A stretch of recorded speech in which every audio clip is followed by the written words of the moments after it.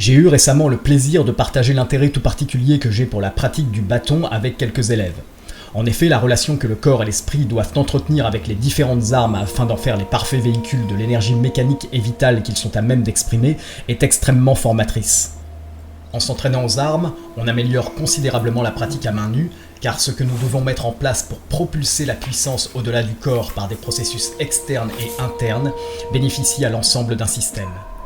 Le maniement des armes implique une maîtrise encore plus poussée de l'unité corporelle et de la propulsion ondulatoire de la vitalité à travers le geste. Dans le Wing Chun, il y a cependant une particularité à noter. La pratique au bâton, qui vient compléter cet art martial, n'a au premier abord que peu de lien avec les principes et les techniques du système à main nue. Je dis au premier abord car avec l'étude des applications et la compréhension progressive du système mécanique, une évidente relation entre les rudiments du bâton et l'art des saisies propres au Wing Chun se manifeste. En effet, après quelques temps d'étude du Luk Di Bung Won, ce que certains appellent la perche prend davantage l'aspect d'un outil de construction de la force physique des bras, du dos et des hanches pour l'application efficace des techniques de clé de luxation, de contrôle articulaire, de traction ou de désorientation enseignées par le système que celle d'une arme à part entière. Ce lourd et long bâton que l'on présente comme le bâton de Wing Chun puise son origine dans l'inventaire des outils des bateliers du sud de la Chine. Ceux qui quotidiennement en faisaient usage pour pousser leur embarcation développaient une force considérable des membres supérieurs. Celle-ci venait compléter l'équilibre et l'enracinement qu'il était nécessaire d'avoir sur un bateau. Ainsi, la perche du batelier s'imposa non seulement comme un incontournable outil de formation pour le maniement classique des bâtons de combat plus courts et plus légers, mais également pour les manipulations découlant des saisies des bras ou des jambes de l'adversaire. Le maniement du bâton du Wing Chun est techniquement très rudimentaire, car il ne comporte que 6 manœuvres majeures basiques organisées sur le périmètre d'un cercle imaginaire, plus une manœuvre en son centre. De là vient son nom de bâton en 6 points et demi.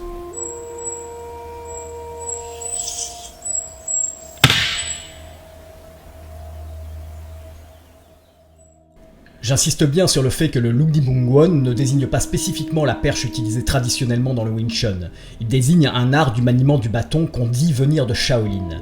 La perche est un outil de formation traditionnellement employé dans le Wing Chun pour doter les pratiquants de solides capacités physiques et énergétiques, que cela soit pour le maniement du bâton de combat ou pour l'art des saisies.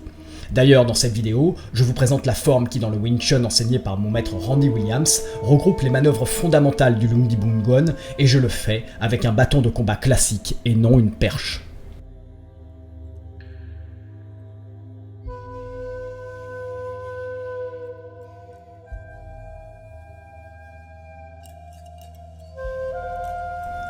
Historiquement, on dit que le maniement du bâton fut ajouté à cet art au système élaboré par la nonne Eng Hui et perfectionné par son élève Ying Wing Chun assisté de son mari. Il fut ajouté par l'intermédiaire d'un dénommé Leung Yi Tai. Ce dernier aurait appris les techniques du maniement du bâton auprès de maître Ji Sin, l'un des fameux 5 anciens. Selon la légende, les 5 anciens auraient été constitués de 4 moines et d'une nonne, notre fameuse nonne Eng Hui. Ces 5 personnages, experts en arts martiaux, auraient, au XVIIIe siècle, échappé à l'un des incendies les plus destructeurs que le célèbre temple Shaolin aurait connu au cours de son histoire. Un incendie orchestré par les Mandchous avec l'aide d'un traître infiltré dans le temple. Ces 5 vénérables maîtres avaient chacun développé une expression martiale très personnelle et à l'issue de leur évasion du temple en flammes, ils décidèrent de se séparer pour plus facilement déjouer la chasse qui leur était faite. Certains d'entre eux auraient enseigné leur art à des laïcs, afin de doter la rébellion chinoise de solides fondations martiales. C'est ce qu'aurait fait Ji Sin en transmettant un art du maniement du bâton de Shaolin à Leung Yi Tai. En effet, les 2 hommes auraient appartenu à un groupe de rebelles qui, sous la couverture d'une troupe d'opéra chinois, se déplaçaient de port en port à bord d'une jonque pour se produire en spectacle et parallèlement organiser des actions à l'encontre de l'oppresseur mandchou.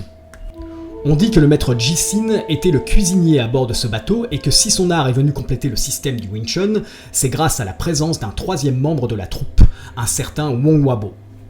Cet acrobate fait le lien entre les enseignements de Ji Sin et le Wing Chun puisque c'est lui qui aurait transmis l'art du Wing Chun à Leung Yi Tai en échange du Luk Di Bung Won.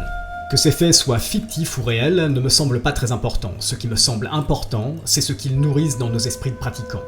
Ils créent des liens, donnent du sens à la structure non conventionnelle du bâton utilisé dans le Wing Chun et justifient la différence de registre stratégique, technique et postural qui existe entre le maniement de cette arme et le reste du système.